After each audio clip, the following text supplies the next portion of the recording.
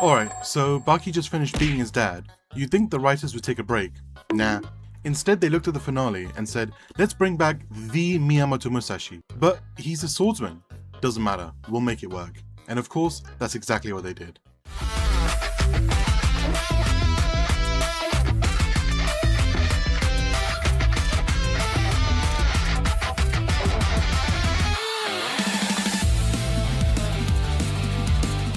What's up everyone, welcome back. Today we're talking about the latest season of Baki, which recently dropped the final half of the episodes. So let's talk about whether bringing back a 400-year-old samurai through cloning and soul recall is the smartest or dumbest thing this franchise has ever done. Spoiler, it's somehow both. After the end of the legendary battle against Yujiro, Baki and his fellow fighters feel restless and uninspired, wondering if there are any new powerful opponents left to face. Like we literally had a yawning epidemic where none of these guys could stop themselves from breaking into an insane yawn, regardless of the intense scenarios they put themselves through. This is a real problem the writers had to solve.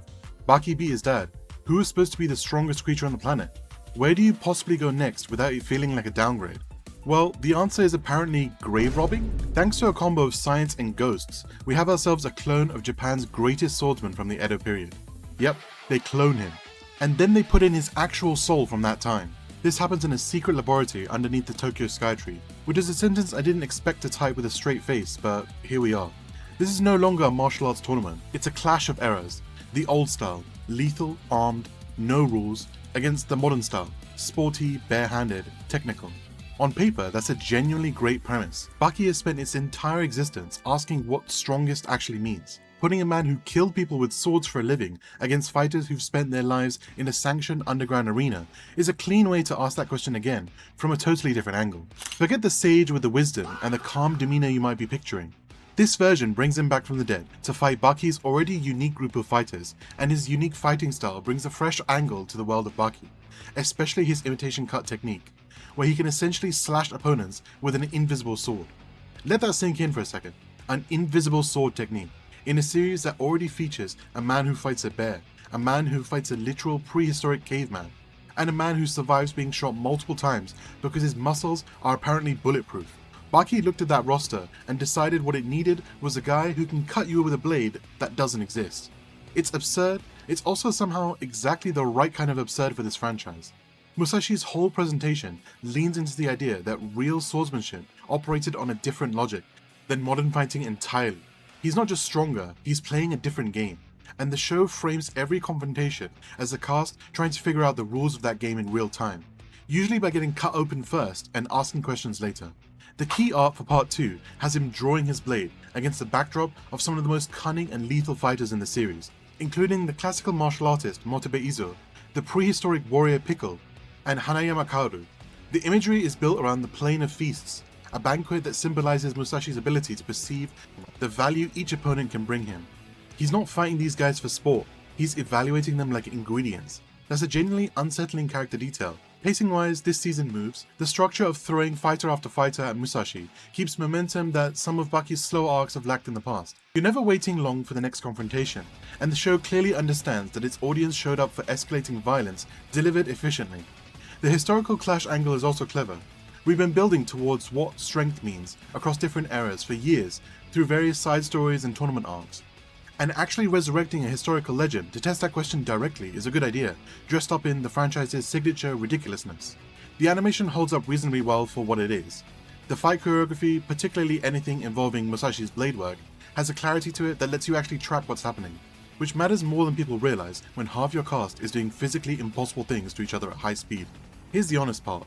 The reception to this season has been mixed, and the complaints are mostly fair. The biggest one, the show ends too quickly for an arc this ambitious. You're bringing back the single most legendary swordsman in Japanese history through cloning and soul magic, and that premise deserves room to breathe. Instead, the season wraps up faster than the build-up justifies, and longtime fans who've followed this franchise through multiple seasons feel like they got shortchanged on payoff after all that setup. There's also a real complaint about Baki himself getting sidelined in its own show. This is supposed to be his story, his rival, his next test. The season kinda spends more time on the rest of the roster and Musashi's broader rampage than it does on the direct interaction between Baki and Musashi, which is exactly backwards from what the premise promises. You don't clone the greatest swordsman in history and then keep your actual protagonist at arm's length from him for most of the runtime. And yeah, The resurrection logic is exactly as silly as it sounds, and some people simply can't get past how they got Musashi into modern Tokyo in the first place. Baki's always asks you to accept some wild plotline, but this is even Baki turning the crazy dial up to another level. None of this changes what Baki fundamentally is, which is a show that has never once apologized for being completely unhinged. It's a franchise that gave us a fight against a resurrected caveman and somehow made it work through sheer commitment to the bit. Asking it to be measured and tightly paced is sort of missing the appeal. You watch Baki because someone's going to get hit hard enough to break a physics law, and it delivers on that promise constantly. Modern bare-knuckle brutality against classical bladed mastery is genuinely fresh territory, even within a franchise that's already explored prehistoric strength and military special forces conditioning. It's not a perfect season, it rushes its own premise and underuses its own protagonist, but as a vehicle for delivering escalating and increasingly insane fight choreography, it's still doing the job. Baki took the single dumbest, most gloriously committed idea this franchise has ever had and built a season around it. The pacing rushes where it shouldn't. Baki himself gets less screen time than the premise demands, and somehow none of that stops it from being recognizably, unmistakably Baki. If you've made it this far into the franchise, you already know what you're getting. An invisible sword, a banquet metaphor, and somewhere in the middle of it all, a man who died 400 years ago, deeply unimpressed with modern fighters, deciding which ones are even worth his time. The blade might be invisible, but the ambition definitely isn't.